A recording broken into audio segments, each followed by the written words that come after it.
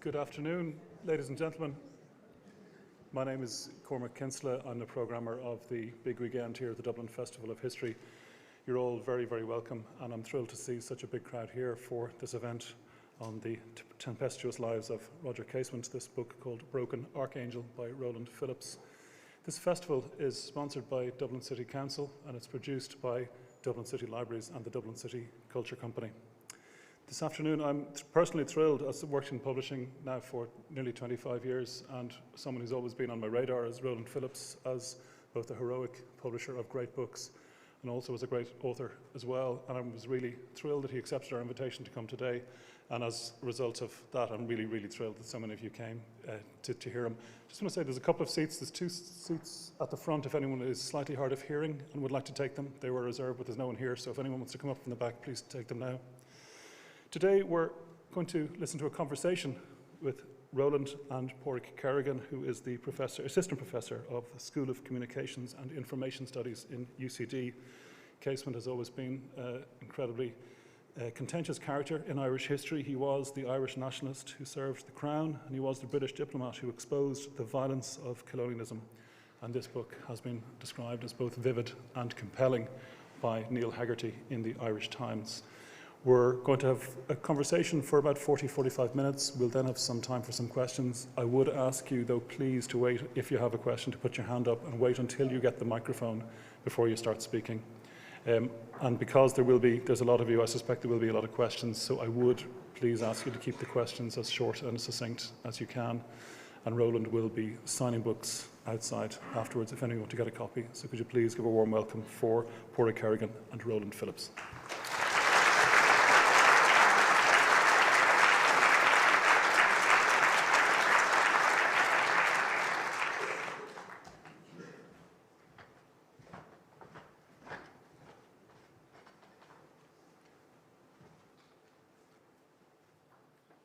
How's everyone doing? Great to see such a great crowd out for Roger Casement this afternoon. So, Roland, just to begin, I've had the pleasure of walking with the ghosts of Roger Casement, as it were, over the last number of weeks with your book. I figured it's often contradictory. I figured it's often mired in controversy. And I figure that is often mired, I suppose, in his own naivety, I would say, which is kind of one of the key things that I took from the book. And over the course of we're now in 2024, and the decade of commemorations just ended in 2023. And in particular, at the core of that, especially around 2016, we begin to see a significant reassessment of Casement as a key nationalistic figure within the broader canon of Irish history. We see Michael D. Higgins give a speech declaring Roger Casement publicly as a significant humanitarian figure. We have the gorgeous statue of him that has been erected. And also the Academy. Academic literature has really begun to approach the varying kind of afterlives and legacy of Casement. So while that hive of activity was happening in and around the 2016 to 2020 period, we're now in 2024, and I kind of just wanted to ask you, what brought you to the figure of Casement, and why now? I came to Casement really because I was thinking a lot about colonialism over the past few years. For obvious reasons, and he's always interested me, Casement, and always puzzled me how, such a great man could also be so naive, as you say, and be hanged as a traitor. This man who was lionized around the world, and in thinking about colonialism, I thought now maybe is the time to look at one of the great British or Irish, Anglo-Irish anti-colonialists, Roger Casement. And when I started reading existing books about him, I thought no one's recently sort of pulled back and tried to look at the man objectively and see him whole. And that was where I came in. Yeah, and I suppose it's that interest in colonialism, really, and that imperial aspect that you actually choose to open the book with. And I was quite struck with that in terms of you didn't necessarily, and the book for the most part is chronological, and it's got a very rich narrative that takes us through that tempestuous journey, as it were. That's in the title, right? Yeah. But you don't necessarily start with his childhood in Ireland. And I was just wondering, why did you make that decision to begin with him landing off the coast of West Africa? Because you have the pollination of his childhood throughout the book, Yes. and I found that a very interesting structure to take. Could you maybe speak to that? Yes. By the time I'd read a certain amount of Casement, and indeed his own writings, I realized that a lot of what he did, for good or ill, went back to his childhood. But I didn't, which was a very dysfunctional. In fact, he didn't come to Ireland till he was 13. He was orphaned very young. His parents were alive, and his father died when he was 12, which is when just before he came to Ireland. And they had no money. His father had given up his army commission, sold his army commission, and they lived in a series of rather rundown boarding houses in the suburbs of London and Surrey. And he didn't have, the only connection with Ireland that I could find was his father, also called Roger, writing to his uncles in Ballycastle, where they lived, asking for an advance on their Christmas gift of £5 each year. So I began to develop a theory that his childhood was the wellspring of all that he did. And I didn't want to present that straight up. I wanted to get him launched on his first great adventure, which was the Congo, living and working in the Congo for 20 years, nearly. And of course, the Congo was where he did his first great act of humanitarianism, when he wrote a report about the Belgian atrocities in the Congo that changed the lives of millions. For sure. And I suppose the Congo is really where, and I find this interesting, where I suppose the contradictions of Casement really do begin in childhood, right? Yes. He's baptized a Protestant, but then later in Wales, he's baptized a Catholic. And then later, when we get to the Congo, we begin to see the fermentation of the next contradiction, seeing the power of colonialism, of an imperial empire, and I suppose forms of extractive capitalism one might use today that really begin to turn him against the powers that serve, the powers that he's aligning with. Yes, because he goes out, he's desperate to leave Britain. He just has to escape, as his brothers indeed escaped before he did. One went to Canada, one to Australia. And that was the first opportunity. He was 18 when he first went to Congo.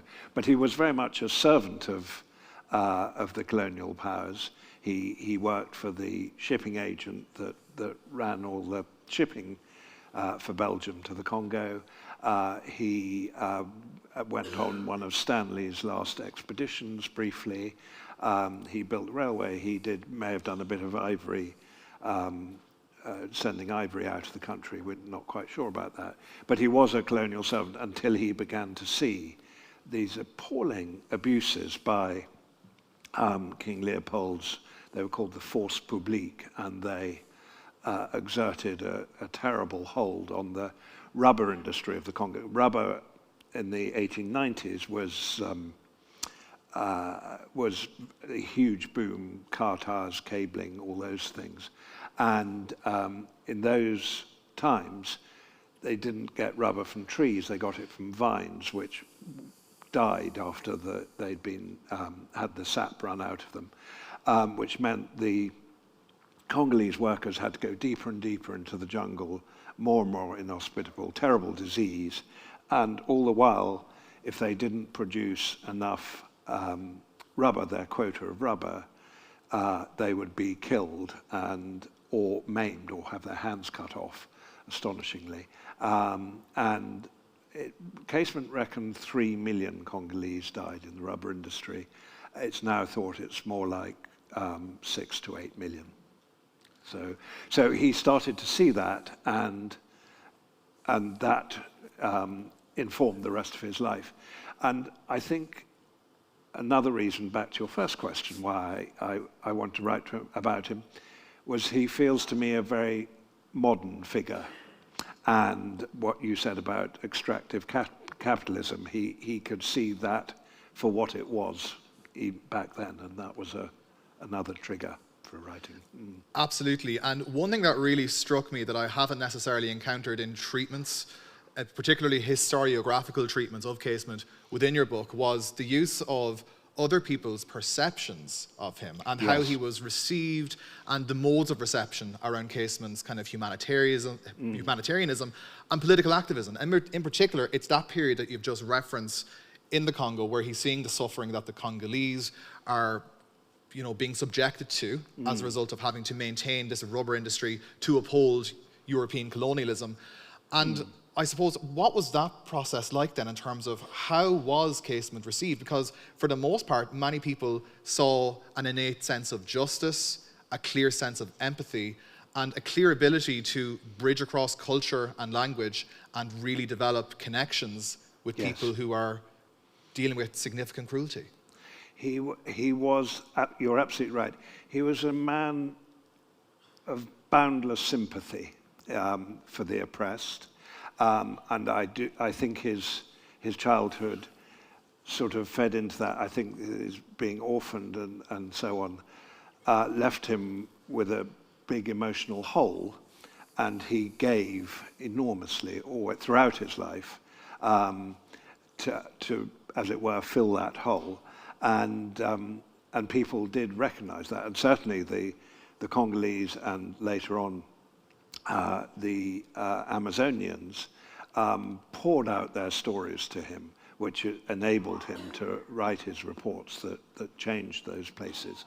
But he was quite, when he became a diplomat in his 30s, and he was quite, the British Foreign Office didn't really think that much of him because he hadn't been educated them, hadn't been to Oxford or Cambridge, and they sort of used him. And even when he wrote the Congo report in the beginning of 1904, he was quite sort of looked upon as a servant rather than admired at that then. But when things began to change, he was absolutely taken up by the establishment. He was knighted, became a hero in America and all sorts of other things too. But he never fitted into that Foreign Office mold. And one of the first instances with the Congo report that comes out is what I would say in the book is the first signification of Casement's naivety to a degree, because he becomes quite frustrated with how the report is received, how he himself is even abbreviated within the report, even though that was standard diplomatic protocols. Could you maybe speak to a little bit of how we begin to see the naivety that begins to become his undoing later on? Yes, he's commissioned in 1903 to write a report, and everything of his last nearly 20 years in the Congo came together. He set off alone, just with a dog. He hired his own boat so that the Belgian government wouldn't know that there was someone on, so he didn't, the Belgians kept a complete hold on all the shipping, so that they wouldn't know this diplomat was going up the Congo. And he spent 10 weeks going upriver further than any European had gone, non-Belgian European had gone. And as I say, these people, many of whom were maimed. I mean, there's extraordinary stories of people who played dead while their hands were cut off, who came to him and poured out their stories. He knew a lot of the Congolese languages, thanks to his long experience in there. And there's these pictures of him on his steamer with them paddling behind him, crying out their stories. So he's completely horrified and a sort of shocked by this, even though he knew some of it. And he comes back to England and he pours out his report. It takes him, it's 54,000 words long, and it takes him about 2 weeks to write. Then it becomes a government white paper in early 1904. And he's furious with the Foreign Office because they take out all the proper names to protect both the Congolese and to prevent libel actions or whatever from the Belgians, and put in initials. And he there's terrible letters rowing about this, and then he can't accept that this is the diplomatic way to do things. And then he can't believe, he resigns from the Foreign Office, not for the first time, because he can't believe things aren't changing absolutely at once. And of course, diplomacy takes 3 or 4 years before anything happened. Yeah. And at the core there really is a political naivety. Yes, that does completely stick with Casement throughout his life. And we'll maybe come to that political naivety in a few questions' time. Yeah. But one of the things that I suppose I wanted to ask you with regards to the historical approach that you took was with regards to the primary sources. And I was kind of interested in terms of the ways in which you kind of naturally had difficulties in terms of accessing Casement's inner emotional state, psychological state. For example, the letters and the diary entries are very much almost like accountant ledger entries. Yes. There's very little you can get from them except basic information. So I suppose given, and again, not to mention his poetry, of which I know many people, especially in academia, have some question marks around the quality of that poetry. Quite. But we're not here to assess No. the literary criticism of that. But there is very limited windows into the inner workings of Casement in that sense. So I was kind of just wondering, how did you navigate that challenge? And was that a frustrating challenge to overcome? It was frustrating until I think I realized they were all a part of the man, in that, as you say, the poetry for a man, at one stage in fact, after the Congo report, he thought, I'll give all this up in his frustration and become a poet. And not surprisingly, the publisher he approached was very damning about his poetry, and he was very hurt with that. But the poetry has no emotion in it at all. The diaries, as you say, have none of him in it. And it was, as I was finding my way through that I began to realize that all the emotion in him came outwards, as I said earlier, so out towards the suffering on 2 continents, and he really sort of denied himself. And I wonder whether at this point his sexuality was to do with that too, because he could never have or was unlikely to have a emotionally fulfilling relationship, given the legality around homosexuality. But so it all poured outwards, and I think the diaries, the poetry, and the great reports and so on are all a part of the same thing, which is why I held up his childhood until I did, because I think that's at the core of the man. While it's not something you directly speak to, and you've referenced his sexuality there, I was kind of just wondering in terms of, do you think Casement's approach to regulating his emotions and modulating them in such a austere way in the climate of Victorian morality legislation, we have to bear in mind, if we contextualize it, it's 21 years after Oscar Wilde's very public trial, when the relationship with Lord Alfred Douglas becomes exposed. And that in of itself becomes very much entangled within Irish nationalism to a degree, where Irish nationalism wants to disassociate itself from Wilde and be like, this is not configured within how we view Irishness.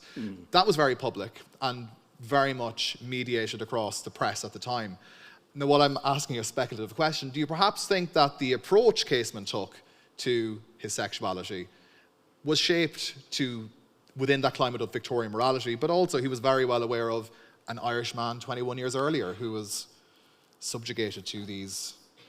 Yes, I think it's probably right. I think one of the things that interested me is when he came to regard himself as Irish. I mean, actually, and it seems to me that was when he was a teenager, when he came to live with his uncle in Ballycastle, and he plunged into Irish history in his uncle's library, particularly Ulster history, and loved the glens of Antrim and walked and swam and all that.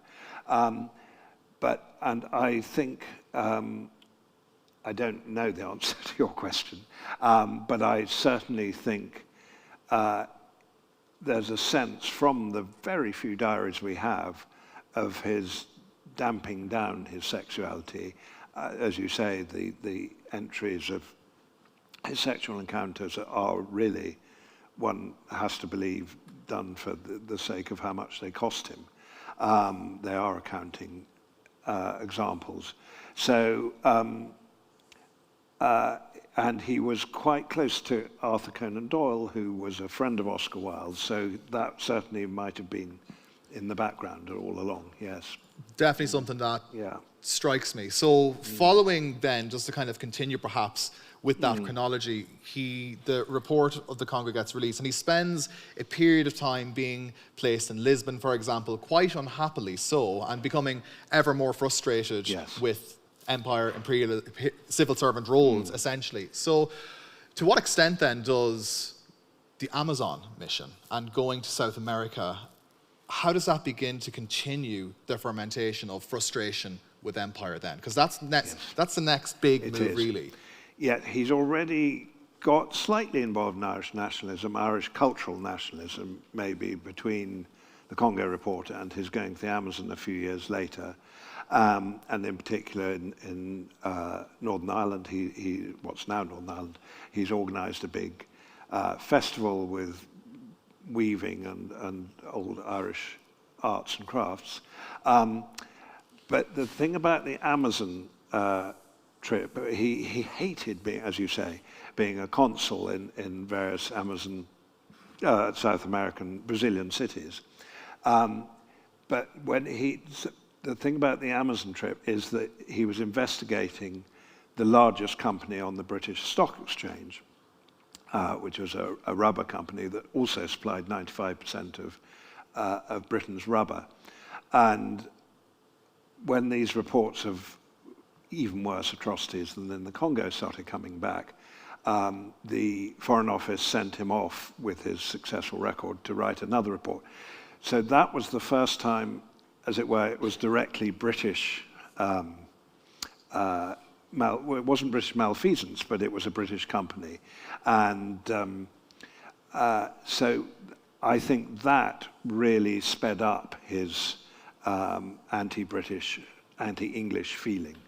And at one point, I suppose it was a good salary and a good pension that kind of kept him, working for the empire in one instance. Yes, and indeed, when he wrote this report, and by changed company law in England forever, he then did finally resign from the Foreign Office after all these threats, and was given a pretty good pension, so what would now be about £50,000 a year.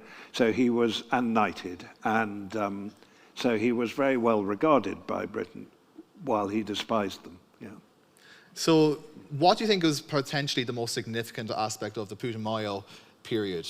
I mean, he himself suffered a lot physically throughout his life, but in particular during that trip especially, and that became a hell of a lot more manifest for him. So he's physically becoming exhausted through this humanitarian work, and also coming up against very big significant forces. What is it about this trip? Because this seems to be, I suppose, the turning point for him, as it were, where he really does truly go against the empire following this. Now, it's been fermenting, of course, for a significant period of time, but what is it about the Putumayo trip? I think it's partly the fact that it was an English company, as I've said, but also the what he saw there, as I say, was so grotesque, and I go into detail in the book, of what was going on. He was ill. I mean, anyone who'd lived in the Congo for 20 years would have all sorts of illnesses and diseases. He had malaria all his life and so on. He was physically very, very weakened. But I think it was, what really did it was, this was going on in colonial Africa. Now he was seeing it in South America. I mean, it was two massive continents. And he then, I thought, well, I can do this at home without killing myself, which he really was in danger of killing himself, I think, then, Yes, a number of significant, health scares throughout his life, really. Yeah, absolutely. So we kind of close off, I suppose, the formal diplomatic element of his career, and he leaves the Foreign Office, as it were, and gets very much knees deep in Irish nationalism, develops a lot of connections in Yes. London. And where I think your book, just personally, is really at its strongest, Roland, is the German part, when Yeah. Casement goes to Germany. And I think that for a number of reasons. Firstly, it was the first time I've really gotten an in-depth overview of that period. It was an incredibly complex series of machinations he had to deal with, but also, innately at its core, it truly reflected Casement's naivety. Yes. What was it like to explore that German component of his life? It was, well, it was sort of surprising and sort of really sad that this man could, in the name of good, go as far as he did, which I'll come back to. So briefly, what happened after his Amazon report, which solved the problem there, and I was just talking to someone in the green room who'd been to Iquitos, the town there, and said there are murals to him even to this day in Iquitos and so on. He then came to live in Ireland. He played a big part in the founding of the Volunteers. He wrote their manifesto.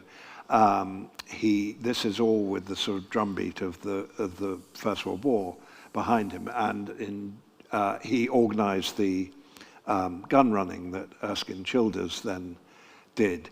But by the time Childers came into Howth with the guns, Casement had gone to America to fundraise, and there the Irish Republican Brotherhood chiefs sort of welcomed him, and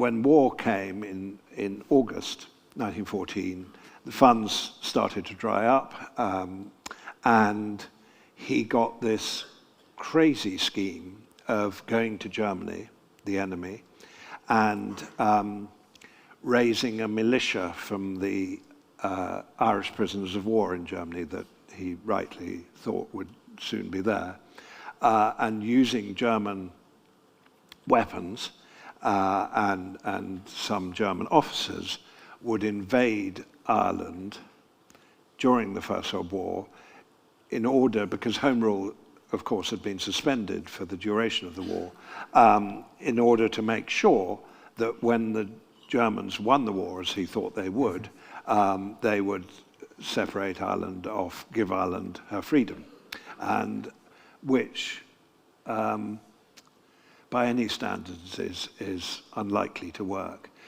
So that was his real strategic error, I think.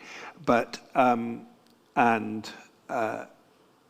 so when a few months later he went and spoke, the German government were very supportive of this in the first instance. I mean, and why wouldn't they be? And they put all the Irish prisoners of war into one camp near Frankfurt, and took Casement off to speak to them, recruit them to the Irish Brigade. They designed a uniform and everything, and the reports of Casement coming and addressing these prisoners, and he lectured them about the ancient kings of Ulster and how they should be their models, and this sort of went way over their heads. And he failed to realize in his naivety that, first of all, they hadn't been conscripted, these men. Their pay was going, while they were prisoners, was going to support their families. Their friends might have been killed beside them in the battles where they were captured. I mean, the whole thing was, and they were being asked to invade their own country with the enemy. I mean, the whole thing was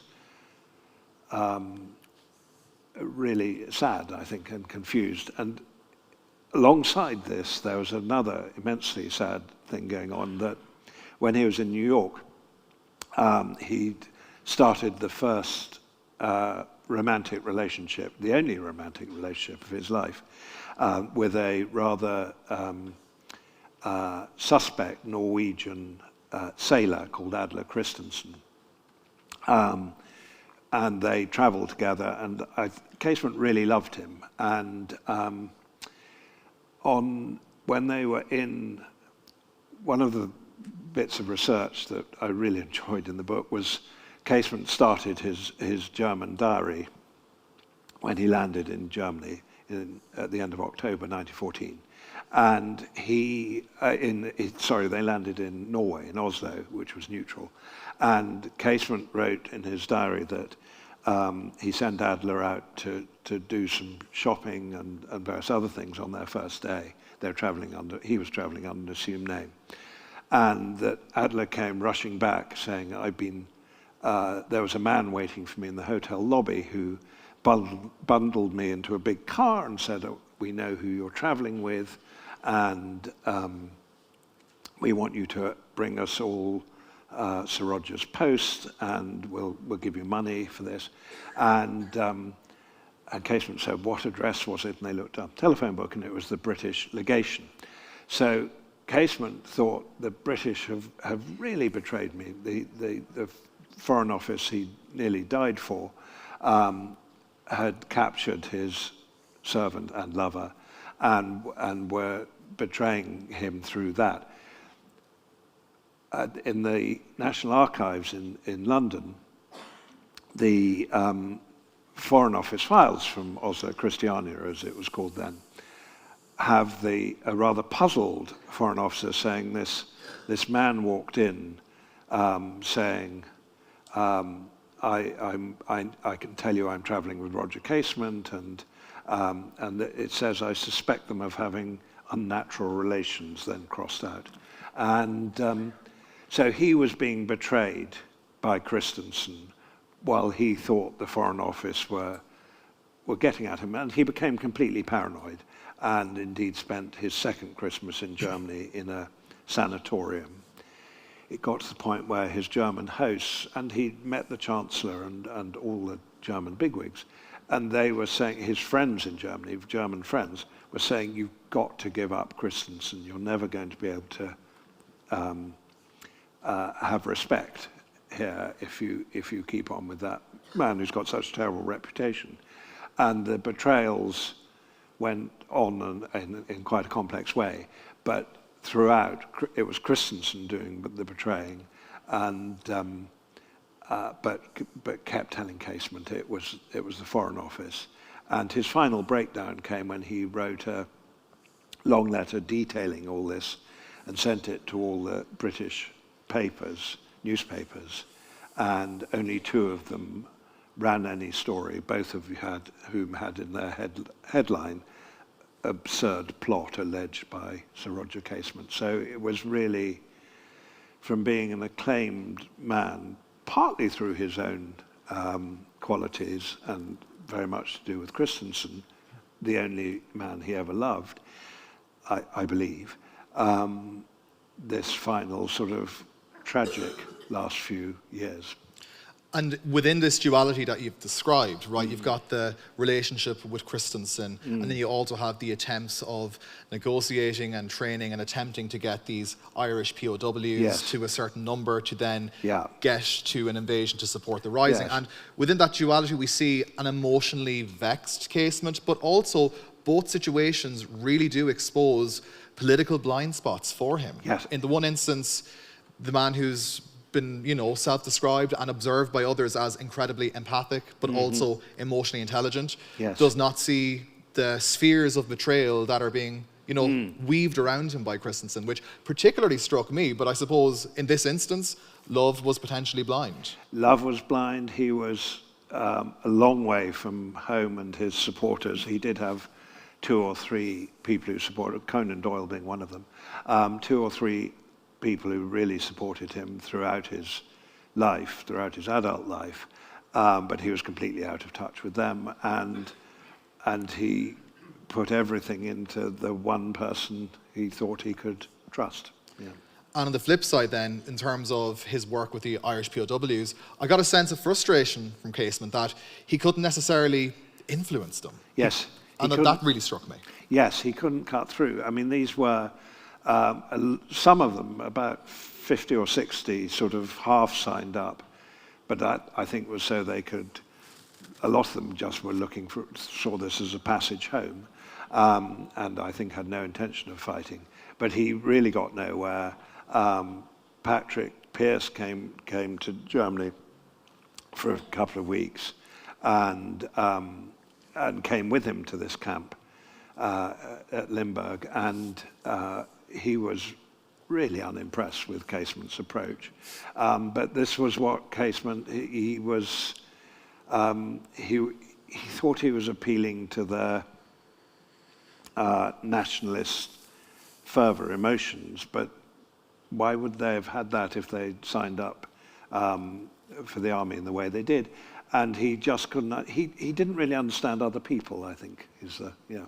I actually do completely agree with that sentiment. And kind of one maybe sidebar I wanted to take was, in this period where he's, to a degree, lionizing the German Empire and he's very pro-Germany, did it strike you that he didn't necessarily equate German Empire, imperialism, with the atrocities, for example, of their genocide in Africa? Like, and yet again, he's very critical of Belgium in one instance and the British Empire in the other, but doesn't necessarily seem to put that anti-colonial lens onto the empire he wants to help Ireland. And indeed, the first, what's credited with being the first modern genocide took place in the German colonies in West Africa, and was admitted to as such with them by the German government 4 years ago. First genocide of the 20th century. And no, he couldn't, because yes, he was so bound up in hatred of the English Parliament that he couldn't see anything at all, and he just saw Germany as being. He wrote a book in the earlier where he said he wanted an empire where Ireland would be the linchpin, the German Empire and America would be the allies, and Ireland would be the linchpin between them. So he thought this was his fantasy, really, from before the war. And he'd always said how marvelous the Germans were at running things and so on. But yeah. So this German chapter really does kind of work towards essentially the conclusion of Casement's life. He is essentially sent back by the Germans on a U-boat towards Bannow Beach. And I was kind of wondering, in terms of your opinion on this, is Casement at this point, is he blinded by his political idealism, or is he outmaneuvered because of his lack of political savviness?